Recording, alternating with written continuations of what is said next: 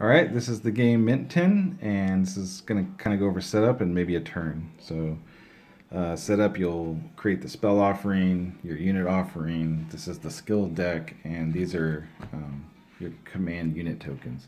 As you level, you'll take them off here, flip it over, and you'll have another spot for a unit.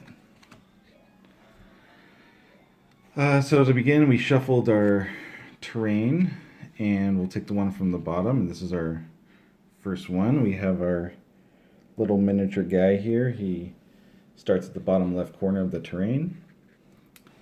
And then you have your reference sheet here with all of the different enemies that you'll have. And so every time you take a terrain, you'll have all these cubes in here that you randomly will pick one out and then just set it on the terrain somewhere. I just put it in the top corner here.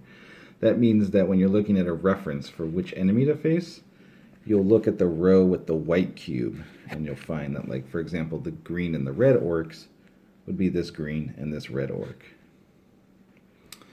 So that's how the enemies work. The game has 4 rounds. This is the round tracker, and this is your experience tracker. And this is your action cards, your deck of hand. You're going to play through the deck once, and then as the cards get played, you'll flip them and play it through the other way. And that's how we have 16 cards with just 8 cards. So you'll have a hand of 5 cards. Like this, if I can get it. And each one of these cards will allow you to do different things. For example, this March card here lets us move 2, and every terrain tile has on the back of the tin is a nice reference. And as you can see here, if I was to play this card, I could move 2, and each grass tile takes 2. But if there is a way to play the stronger effect, I'd be able to move 4. But if I move 2, for example, I could be fighting this enemy. There are cards, and I don't really want to go over all the rules, but basically you can...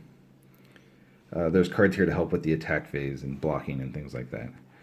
Throughout the game, you can go to spots like the town to recruit units. And you'll see there'll be certain spots that the units, like this archer, can be recruited in this little house which resembles a town. The lord is only at the castle, so if we wanted to recruit the unit, we could and put it there. And then this card's nice because if you use the unit, you can kind of cover it up. And you'll get spells. You'll get, there's this deck right here with artifacts that you can get. And as you explore the terrain, you'll be grabbing more tiles, or more terrain tiles, and expanding, and then moving your guy. And you can expand upwards as well.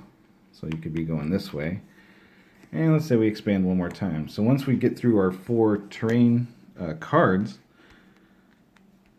none of the castles are on this side of it. You'll have to, then on the next time that you're going to explore, if our guy was to explore this spot right here, you grab the leftmost card and you flip it, right? And you keep doing this. You'll keep flipping cards, and eventually you'll have a castle, and you'll have a second castle. This star right here shows that it's the advanced side, so none of the terrains start on the advanced side. So you have to first get through 4 of the normal terrains till you get to the advanced terrains, and 2 of them will have castles each game. And you're trying to find the castles and beat them. Notice also that these cards, when you level up, you get a stronger version, which on the back has the star as well to show it's the advanced side of the card. And they'll go into your deck. So it's kind of a deck builder in that as you